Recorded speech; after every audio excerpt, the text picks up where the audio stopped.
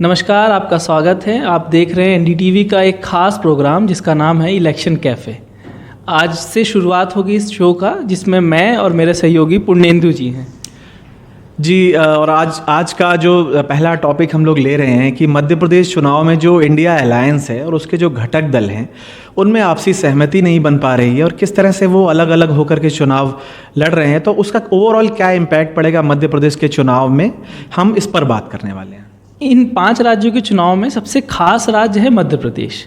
दरअसल वो इसलिए भी खास है क्योंकि कहा जाए तो हिंदी पट्टी का सबसे बड़ा राज्य है जहाँ पे सबसे ज़्यादा सीटें हैं। दूसरा, वहाँ बीजेपी और कांग्रेस में एकदम नेक टू नेक फाइट हो चुकी है, तो शायद इसलिए भी इंटरेस्टिंग है। जी बिल्कुल बिल्कुल, क्योंकि 20 सालों से आप वहाँ पे 15 महीने का अपवाद को छोड़ दें कमलनाथ की सरकार को, तो बीजेपी का शासन है। ऐसे में कांग्रेस को बहुत उम्मीद है कि एक एंटी इनकम्बेंसी फैक्टर काम करेगा और उसको कांग्रेस उम्मीद कर रही है कि उसको सत्ता मिलेगी, लेकिन ये इतना आसान नहीं है क्योंकि मुकाबला अभी जो फील्ड में बताया जा रहा है वो एक कड़ा मुकाबला है। दूसरी बात ये भी कि आप 5 राज्यों को अगर देखें अभी तो सिर्फ बीजेपी ही है, एमपी ही है जहाँ बीजेपी पूर्ण बहुमत, मतलब सरकार उसकी खुद की है। बाकी मिजोरम में तो सहयोगी दल है और कांग्रेस की बात करें तो 2 राज्यों में है। तो बीजेपी के लिए भी बहुत महत्वपूर्ण है ये राज्य इतना। देखिए बिल्कुल बीजेपी के लिए महत्वपूर्ण ये सारे चुनाव हैं, क्योंकि आप एक खास बात देखेंगे कि बीजेपी इन चुनावों में किसी चेहरे के साथ नहीं जा रही है। इनडायरेक्टली मैसेज ये है कि बीजेपी प्रधानमंत्री मोदी के चेहरे पे जा रही है। प्रधानमंत्री मोदी ने कहा है कि हमारा जो चेहरा है वो कमल का निशान है।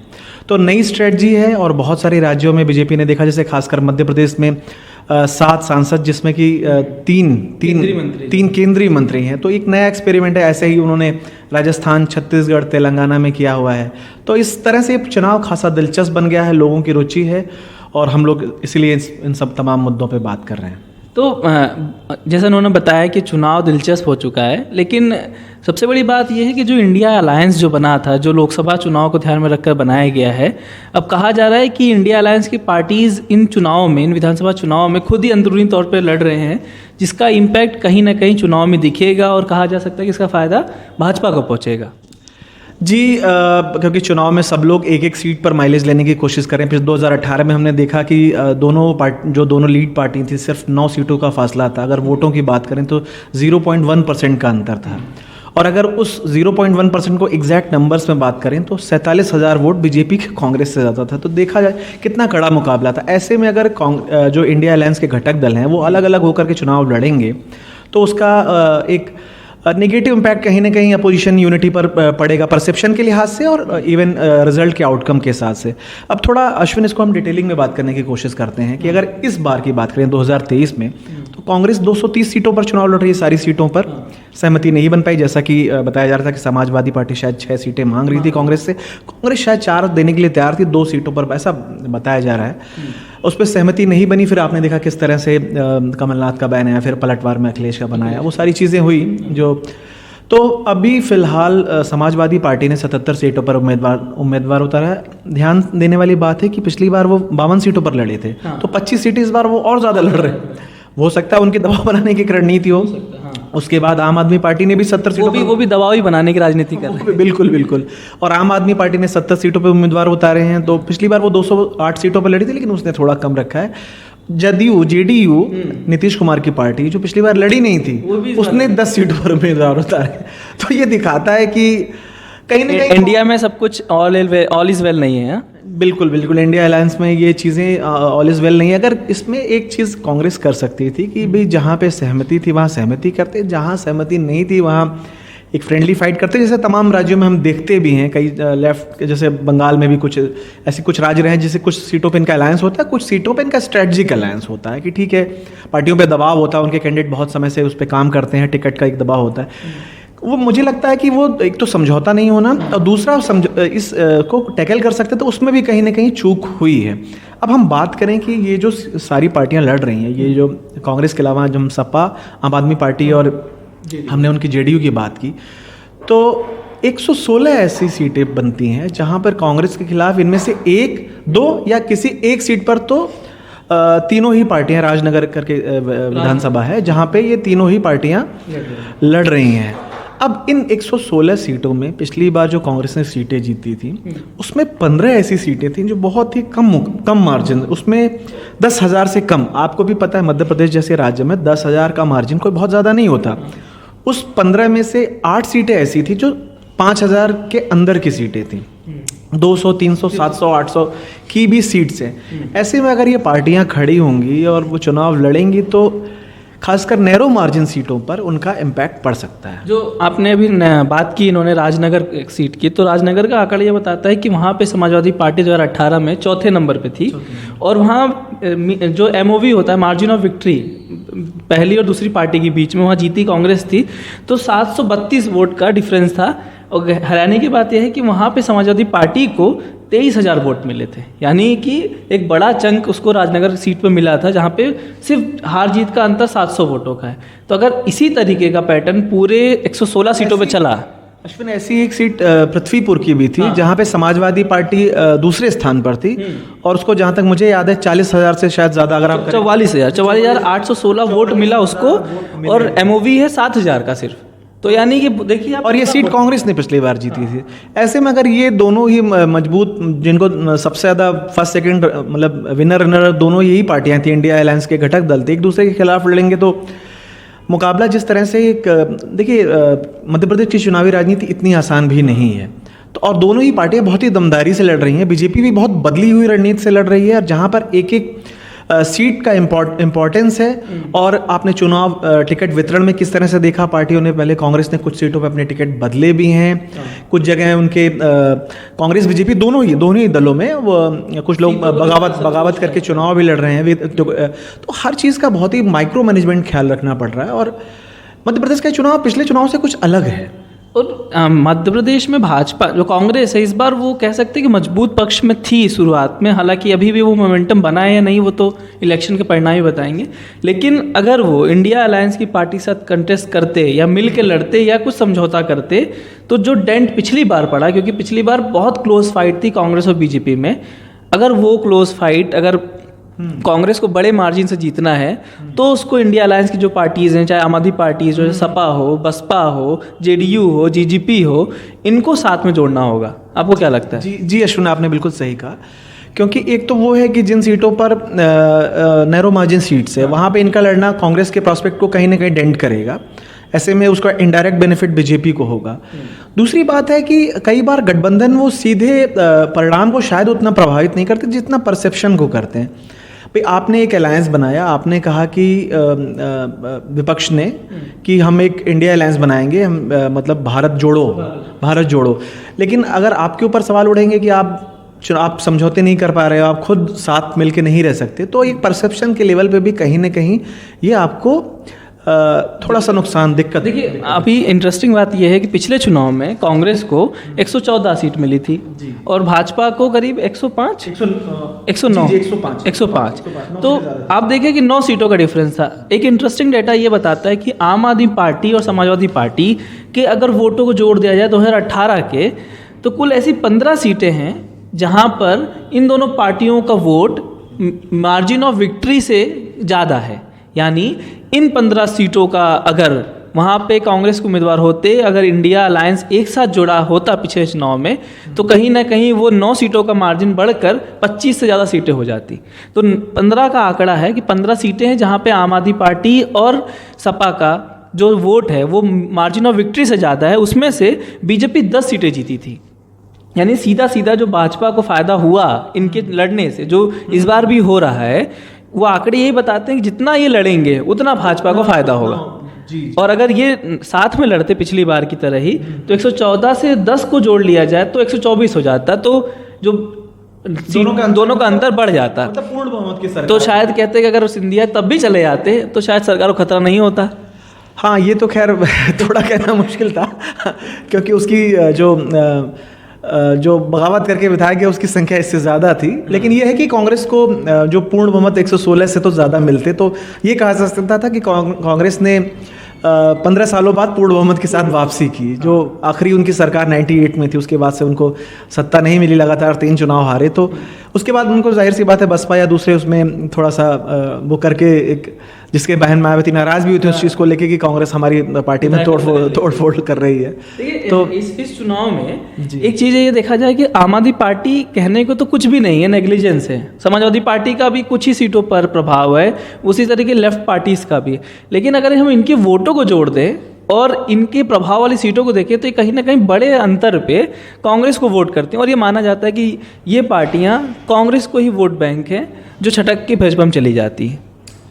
देखिए अश्विन, इसमें क्या है कि मूलतः समाजवादी पार्टी जो है एक यूपी बेस्ड पार्टी है, और मध्य प्रदेश की एक सीमा जो है उत्तर प्रदेश के साथ, खासकर जो बुंदेलखंड और विंध्य प्रदेश का जो इलाका है, चंबल का इलाका, ठीक है, तो एक बड़ा चंक जो है उत्तर प्रदेश के साथ उसका साझा होता है, और कुछ जातिगत समीकरण भी वो यूपी और जो बॉर्डर रीजन्स हैं वहाँ पे हैं। तो समाजवादी पार्टी की कुछ पॉकेट्स में अपनी सीट्स रही हैं। जैसे अगर समाजवादी पार्टी के पिछले मतलब अगर हम कुछ चुनावों को देखें तो 2003 में उनको 7 सीटें आई थीं, और उनको 3 पॉइंट मतलब लगभग 4% वोट उनको मिले थे। ऐसे ही पिछली बार आपने देखा कि उनको 52 सीटों पे लड़े और 1 सीट पे उनको जीत मिली, और उनका जो 1.3% वोट था। तो एक पार्टी ऐसी है जो 2%, और 2003 में तो खैर उनको लगभग 4 और सीटें भी उनकी साथ थी, तो एक पॉकेट में उनका दखल रहा है। कहीं ना कहीं अगर ये स्ट्रेटजिक अलायंस के साथ लड़ते हैं तो उन पर्टिकुलर सीट्स पर समाजवादी पार्टी ज़रूर ये अलायंस उनके लिए फ़ायदा होता। और अश्विन, एक चीज़ आप भी अभी जिक्र कर रहे थे कि भले ही ये जीतने की स्थिति में नहीं थी, लेकिन कुछ सीटों पर वो शायद कांग्रेस के हार का कारण बनती। तो कई बार अलायंसेस की भूमिका इसमें भी होती है। कुछ पार्टियों की आपको ठीक है, आपको जिता तो नहीं सकते, लेकिन वो आपको हरा सकते हैं। तो ऐसे में जहाँ पर मुकाबला कड़ा हो, इसकी भूमिका जब वेव इलेक्शन हो तो फिर बहुत ये मायने नहीं रखते, लेकिन अगर क्लोज कॉन्टेस्ट है तो ऐसे में जो हम बात भी कर रहे हैं कि पिछला चुनाव भी क्लोज कॉन्टेस्ट का था, इस चुनाव में भी अब क्लोज कॉन्टेस्ट बनता जा रहा है, जैसा कि ओपिनियन पोल भी कुछ इशारा कर रहे हैं। ठीक है, अभी ओपिनियन पोल पूरी तरह सही है गलत ये नहीं कह सकते, लेकिन इशारा जरूर कर रहे हैं। अब अगर हम आंकड़े की बात करें, आम आदमी पार्टी का ही अगर बात कर ले, सिर्फ आम आदमी पार्टी का, तो कुल ऐसी 6 सीटें हैं 2018 के हिसाब से हम बात करें तो 6 सीटें हैं जहां हमें आम आदमी पार्टी का जो वोट मिला है वो जो, और मार्जिन ऑफ विक्ट्री जो एमओवी है, वो एमओवी से ज़्यादा आम आदमी पार्टी को वोट मिला, और उसमें कुल 6 सीटें थी, उसमें से 4 जो है कांग्रेस ने जीती है, 2 बीजेपी ने जीती है जी। उसी तरीके से समाजवादी पार्टी की बात करें तो समाजवादी पार्टी की टोटल करीब 9 सीटें हो रही हैं, उसमें से सिर्फ 2 कांग्रेस जीती है, बाकी बीजेपी जीती है। यानी कहा जाए तो जो आम आदमी पार्टी डेंट जितना बीजेपी को नहीं दे रही, यहाँ पे कांग्रेस को नहीं दे रही, उतना समाजवादी पार्टी दे रही है जी, है ना, क्योंकि समाजवादी पार्टी को वोट भी अच्छा मिलता है। क्योंकि क्या है कि एक तो यह है कि समाजवादी पार्टी का जो वोट बैंक है वो कहीं ना कहीं वो कांग्रेस का भी वोट बैंक उन इलाकों में है वो। तो अगर समाजवादी पार्टी का ग्राफ बढ़ेगा तो इससे साफ जाहिर है कि वो डेंट किसको कर रहा है। आम आदमी पार्टी को बेसिकली आम आदमी पार्टी को एक अर्बन बेस्ड पार्टी मानते हैं, तो परसेप्शन के तौर पे तो आम आदमी का आगे बढ़ना कुछ जगहों पर बीजेपी को डेंट कर सकता है, लेकिन समाजवादी पार्टी जो कि रूरल इलाके में उसकी ज़्यादा उनके वोट्स होते हैं, तो वहाँ पर कांग्रेस को वो नुकसान पहुंचाने की स्थिति में ज़्यादा है बनिस्बत की आपके। जैसे हम नाम बताते हैं, अगर पृथ्वीपुर समाजवादी पार्टी जहाँ पे उसने कांग्रेस को डेंट मारा है ज़्यादातर, पृथ्वीपुर सीट है, वहाँ पे उसे 44,000 वोट मिले और जीत हार का प्रतिशत सिर्फ 7,000 है। नेवारी, वहाँ पे 40,000 वोट समाजवादी पार्टी को मिला और 8,000 के करीब एमओवी है। गुरुह करके एक जिला है, वहाँ 34,000 वोट मिला और एमओवी है 7,000 का। ऐसे ही बालाघाट है, वहाँ 45,000 वोट मिला, मार्जिन ऑफ विक्ट्री 27,000 की। तो ये मोस्टली रूरल सीट्स हैं जी, बिल्कुल जैसे जिक्र आप कर रहे थे। लेकिन अगर आम आदमी पार्टी की बात करें, सिंगरौली पहले से एक विकसित इलाका, इंडस्ट्रियल इलाका है, लेकिन वहाँ पे जो डेंट मारा वो बीजेपी के लिए डेंट हुआ जी, है ना। तो ये जो आप बताया ना कि शहरी और ग्रामीण का जो है वो कहीं ना कहीं ये सच है कि आने वाले चुनाव में भी दिखेगा कि आम आदमी पार्टी जहाँ डेंट मारेगी, चांसेस ये कि बीजेपी ज़्यादा डेंट हो कम मुकाबले कांग्रेस के, और समाजवादी पार्टी वहाँ ज़्यादा डेंट करे जहाँ पर कांग्रेस मजबूत है। उसी तरीके से लेफ्ट पार्टियाँ भी। आपको क्या लगता है? अच्छा अश्विन, एक चीज़ और भी है, ये बात आपकी बिल्कुल सही है आप जो कह रहे हैं। मैं इसमें एक चीज़ और जोड़ना चाहता हूँ। कई बार क्या होता है कि चूँकि ये पार्टियाँ हैं, इनके अपने इलेक्शन सिंबल हैं और लोग उन सिंबल्स को रिकॉग्नाइज करते हैं। कई बार क्या होता है, कांग्रेस और बीजेपी, आपको पता है दोनों के लिए टिकट की दावेदारी बहुत ज़्यादा है। कांग्रेस में भी और बीजेपी एक सीट पर दर्जनों दावेदार हैं। पार्टियां सबको तो टिकट दे नहीं सकती, और कुछ सीटों पर तो 2-3 बहुत ही मजबूत दावेदार हैं। इसी वजह से है कि कांग्रेस को कुछ सीटों पर उतने प्रत्याशी, इतना विरोध हुआ, कुछ विनिंग कैंडिडेट के बजाय दूसरों को मिल गया। उसके आप भी जानते हैं राजनीति में कि ऐसे समीकरण होते हैं कि कई बार विनर कैंडिडेट के बजाय दूसरे को मिलता है, फिर इतना विरोध होता है, कुछ जगह इनको सीट में बदलाव करना पड़ा। ऐसे में क्या होता है कि ये जो पार्टियां, दूसरी पार्टियां हैं, अगर उनको एक मजबूत प्रत्याशी मिलता है जो कांग्रेस या बीजेपी को छोड़ के उनसे लड़ना चाहता है, तो उन प्रत्याशियों के लिए एक अच्छा मौका होता है। और चूंकि इन पार्टियों का सिंबल लोग रिकॉग्नाइज करते हैं, तो वो दोनों के ही लिए, कई बार होता है आप पाएंगे कि कुछ पार्टियां किसी खास इलाके में उतनी मजबूत नहीं है, लेकिन चूंकि ऐसे मजबूत उम्मीदवार उनको मिल जाते हैं जिनका अपना स्थानीय प्रभाव होता है, उन सीटों पर ये सबसे ज़्यादा इम्पैक्ट डालते हैं। ये एक देखने वाली बात है। कह सकते हैं ये जो आम आदमी पार्टी और जो समाजवादी पार्टी या लेफ्ट पार्टियां जो प्रदर्शन कर रही हैं इन राज्यों में, वो पार्टी की वजह से नहीं है, वो कैंडिडेट की वजह से, पार्टी की वजह से भी है, लेकिन कुछ जगहों पर वो कैंडिडेट जो बगावती जो वो नेता हैं, वो उनको भी जाहिर सी बात है वो ऐसा सिंबल चाहेंगे ना जिसको लोग रिकॉग्नाइज करते हो, वरना निर्दलीय बनने पर वोट थोड़ा लोग बोलते भी हैं कि लोग बोलते हैं कि वोट पार्टी के नाम पे ज़्यादा मिलता है और इंडिपेंडेंट के तौर पे कम मिलता है। एक अच्छी पार्टी, बड़ी पार्टी के साथ रहने से एक पार्टी का जो अपना इंफ्रास्ट्रक्चर है वो भी आपको कहीं ना कहीं सपोर्ट हर तरह से करता है। वो अब उनका जो कैडर है वो सपोर्ट मिलता है, फिर उनके बड़े नेता आपके कैंपेनिंग के लिए भी आते हैं, तो वो सारी चीज़ें कहीं ना कहीं मायने रखती हैं। इसीलिए वो चाहते हैं कि अगर हमको कांग्रेस बीजेपी का टिकट नहीं मिल रहा है तो हमें बसपा का टिकट मिल जाए, बसपा का नहीं मिल रहा है तो समाजवादी पार्टी का मिल जाए। खासकर अगर यूपी से लगे जो इलाके हैं, बेल्ट, मतलब विंध्य प्रदेश, बुंदेलखंड या चंबल में, वहाँ पाएंगे कि सपा बसपा के टिकट की इन दोनों पार्टियों के बाद डिमांड ज़्यादा है। उसी तरीके से जीजीपी ले लो, अगर आप ट्राइबल बेल्ट में आ गए, फिर आम आदमी पार्टी शहरी सीटों में आ गया। ये तो हुई बात कि इंडिया अलायंस की जो पार्टीज़ हैं वो कैसे डेंट कर रही हैं, लेकिन अब एक खास बात ये है कि जो जेडीयू, सपा और आम आदमी पार्टी जो उम्मीदवार उतारे हैं, वो एक खास बेल्ट की हम बात करें, चंबल का बेल्ट, जहाँ पे कांग्रेस ने पिछली बार अच्छा किया था प्रदर्शन, और वही सीट है, वही चंबल है बेल्ट जहाँ पे ज्योतिराज सिंधिया अलग हुए, उनके विधायक उनके साथ चले गए और पार्टी का स्ट्रांग होल्ड माना जाता है। और अब दिग्विजय सिंह वहाँ बहुत मेहनत कर रहे हैं पार्टी को स्ट्रांग होल्ड बनाने रखने के लिए। अब ये जो डेटा है ये कहता है कि जो लो मार्जिन है, ये सीटें, चंबल वाली सीटें हम बात कर रहे हैं, खासकर चंबल और आसपास के क्षेत्र की, कि जहाँ पे मार्जिन ऑफ विक्ट्री बहुत कम है, लो मार्जिन है, वहाँ अगर अब ये पार्टियां लड़ेंगी तो क्या होगा? जी अश्विन, जैसे आपने कहा कि रीजन वाइज हम बात करते हैं कि अलग अलग जो रीजन है उसमें, जैसे चंबल से ही स्टार्ट करते हैं। चंबल में कुल 32 सीटें हैं इलाके में, जिसमें कि लो मार्जिन, जिसमें हमारा लो मार्जिन का पैमाना दर्शकों को बता दें कि जो जहाँ पर जीत और हार का अंतर 5% से कम था। 5% वोट शेयर इतना कम होता है कि अगर एक पार्टी के पक्ष में 2-2.5% भी वोट शेयर स्विंग होता है तो वो सीटें इधर से उधर हो जाती है। अगर एक पार्टी पिछली बार जीती थी और उसके अगेंस्ट ये स्विंग है और किसी पार्टी के फेवर में जो सेकंड रनर थी, तो ये सीटें स्विंग हो जाती हैं। हमने स्विंग सीट्स को लेकर एक एनालिसिस किया, अभी दर्शकों के साथ उसको भी हम चर्चा करेंगे। तो 32 में ऐसी 9 सीटें थी चंबल में। ऐसे में क्या होगा, जहाँ 9 सीटों पर कांटे की लड़ाई है और वहाँ अगर इंडिया अलायंस एक दूसरे के को डेंट करेगा तो वो इम्पैक्ट डालेगा। ऐसे ही बुंदेलखंड की 32 सीटों में लो मार्जिन सीटों की संख्या 10 है। महाकौशल में जो 47 सीट्स हैं उनमें संख्या इनकी तुलना में थोड़ी कम है, 8 सीटें हैं। लेकिन मालवा में इसकी संख्या बड़ी है। मालवा में 88, मालवा सबसे बड़ा रीजन है मध्य प्रदेश का, और 88 में 33 सीटें ऐसी हैं जो कि लो मार्जिन सीट्स थी। मतलब ये मालवा वो रीजन की बात कर रहे हैं जिसमें इंदौर से लेकर भोपाल, उज्जैन सब आता है। ये बहुत बड़ा क्षेत्र है, बहुत बड़ा एरिया है। तो 88 में 33 लो मार्जिन सीट्स थी। और ये आप ध्यान देखेंगे कि ये पार्टियां जो खासकर सपा, आम आदमी पार्टी या जेडीयू, ये आप पाएंगे कि चंबल, बुंदेलखंड, विंध्य और मालवा इन इलाकों में ज़्यादा लड़ रहे हैं। महाकौशल और इधर इनका मालवा में, मतलब मालवा में ज़्यादा है, लेकिन महाकौशल और विंध्य में थोड़ा सा वो है कम। तो और विंध्य की हम बात कर रहे थे, विंध्य में 31 सीटें हैं, तो 10 सीटें वहाँ हैं लो मार्जिन सीटें। तो ये दिखाता है कि ओवरऑल ऐसी मध्य प्रदेश में 230 में 71 सीटें थी, जो 5% से कम के अंतर से जहाँ पे लोगों ने जीत दर्ज की थी। तो 71 में 37 सीटें बीजेपी ने जीती थी और 31 सीटें कांग्रेस ने जीती थी। अब जो एक एनालिसिस की थी लो मार्जिन सीट्स की, कि 2013 में बीजेपी ने जो लो मार्जिन 41 सीटें जीती थी, 2018 में उन 41 में से 29 सीटें कांग्रेस ने जीत ली। तो अगर वोट शेयर का स्विंग किसी एक पार्टी के पक्ष में होगा तो लो मार्जिन सीट्स के मतलब विनिंग पार्टी के अगेंस्ट अगर वो स्विंग है तो उसके हारने के चांसेस उन पर्टिकुलर उन सीट्स में ज़्यादा होंगे।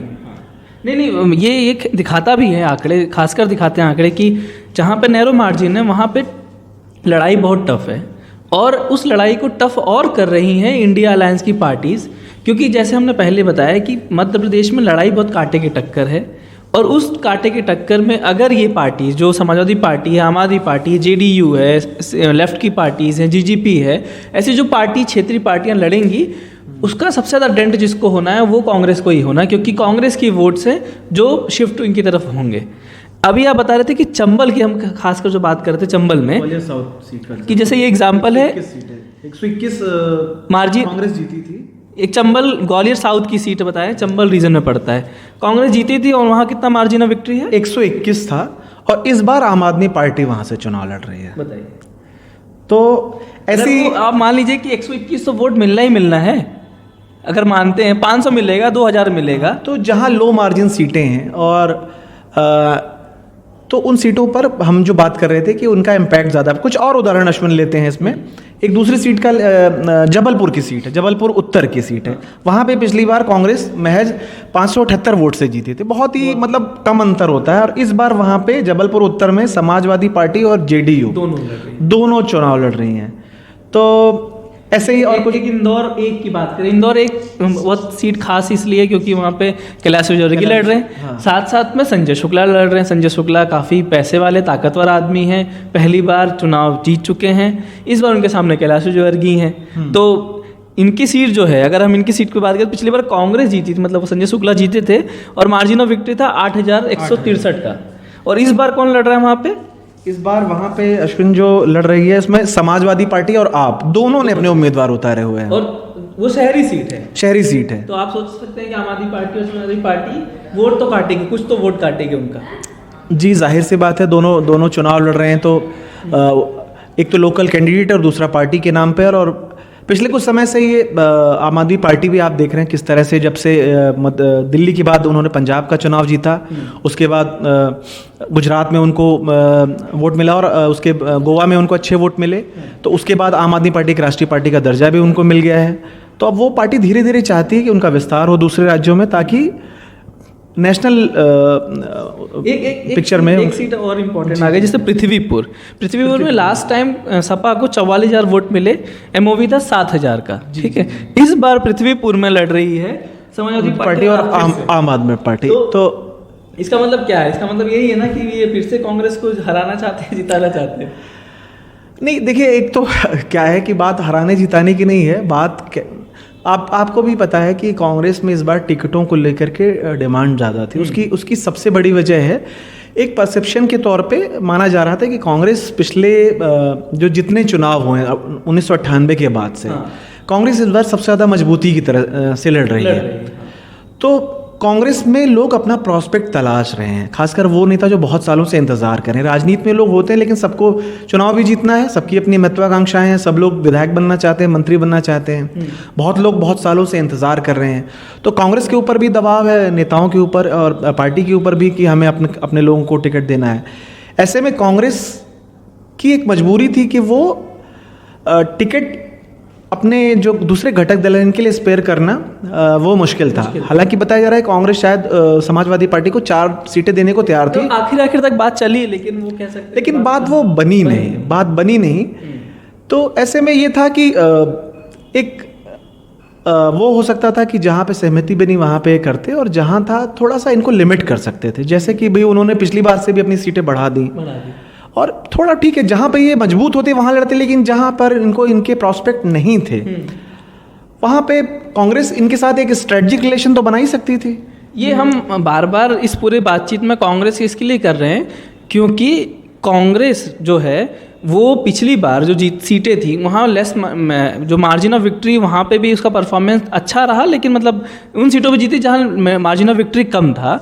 दूसरी बात ये है कि इंडिया अलायंस की पार्टीज़ हैं, और इंडिया अलायंस की पार्टीज़ में अगर ऐसा होगा तो उसका परिणाम आने वाले अन्य राज्यों और लोकसभा चुनाव में भी पड़ेगा। हाँ, देखिए, अगर बेहतर होता कि इंडिया अलायंस इन विधानसभा चुनाव से ही एक मजबूत आंतरिक, जिसको बोलते हैं ना कि केमिस्ट्री जो है हाँ, वो तो कर लिया, लेकिन केमिस्ट्री नहीं बन रही है। केमिस्ट्री अगर ये मध्य प्रदेश इन 5 राज्यों के चुनाव से ही आपस में मिलजुल कर एक साथ लड़ने की उसको दर्शाते, तो विपक्ष सत्ता, खासकर बीजेपी को, केंद्र में सत्ता पक्षों की बीजेपी है उसकी बात करें, उनको इनके खिलाफ ऐसा बोलने का मौका नहीं मिलता कि ये तो आपस में ही एकजुट नहीं है। और कल ही आपने देखा कि उमर अब्दुल्ला की कैसी टिप्पणी आई कि सब कुछ ठीक ठाक नहीं चल रहा है, हमें बहुत जल्दी ही सुलझाने की ज़रूरत है।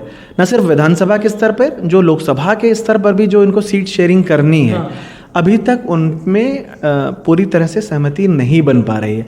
अब ये पार्टी के नेता दावा कर रहे हैं कि भाई हमें समय थोड़ा कम मिला, विधानसभा इन 5 राज्य चुनाव जल्दी थे, लेकिन हम लोकसभा में एक साथ मिलजुल कर लड़ेंगे। लेकिन जिस तरह से बयानबाजियाँ हुई हैं और एक दूसरे को नीचा दिखाने वाले बयान दिए गए हैं, तो वो दर्शाता है कि सब कुछ ठीक नहीं चल रहा है।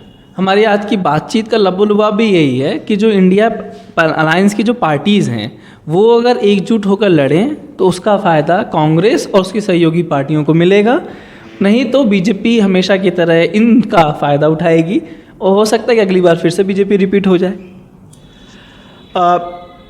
वो तो देखिए मुकाबला मतलब ऐसा हम ये नहीं कह रहे हैं, हम ये कह रहे हैं कि अगर एकजुट होकर के नहीं लड़ेंगी ये पार्टियां, तो ये बात सही है कि लोकसभा के स्तर की बात हो रही है राष्ट्रीय चुनाव में, कि अलग अलग होकर के पार्टियां लड़ेंगी तो बीजेपी के लिए इसको हराना किसी अलग अलग विपक्षी पार्टियों के लिए मुमकिन आज की तारीख में दिखाई नहीं पड़ता है। अगर ये एकजुट होंगी, पहली बात तो सिर्फ ऊपरी तौर पर नहीं, आंतरिक तौर पर भी एक दूसरे को वोट ट्रांसफ़र करने होंगे, तब जाकर के कहीं ये बीजेपी का मुकाबला ये पार्टियां कर सकती हैं। तो आज की बातचीत में बस इतना ही। इस बातचीत का यही कहना संदेश था कि जो इंडिया अलायंस की पार्टीज़ हैं उनको एकजुट होकर लड़ना चाहिए। हमने कुछ आंकड़े भी बताए हैं आपको जिसमें ये दिखाता है कि इंडिया अलायंस की जो पार्टी से, खासकर आम आदमी पार्टी और समाजवादी पार्टी ने किस तरीके से कांग्रेस को डेंट किया है। अगर वो डेंट नहीं होता तो जो मार्जिन पिछली बार 9 सीटों का है कांग्रेस और बीजेपी में, वो बढ़ता, वो 20 भी हो सकता था, 120, 125 भी हो सकता पार्टी के लिए था। हाँ, अपोजिशन पार्टी के लिए था कि अगर आप मिलजुल कर नहीं लड़ेंगे तो फिर आपको दिक्कत होगी, और फिर जो हो रहा है वही होगा आगे चल के भी। तो आज के लिए सिर्फ इतना ही। कल फिर से लौटिएगा, कल इसी इलेक्शन कैफ़े में किसी और विषय के साथ हम बातचीत करेंगे मध्य प्रदेश, छत्तीसगढ़, राजस्थान, तेलंगाना और मिजोरम चुनाव को लेकर। तब तक के लिए नमस्कार, धन्यवाद।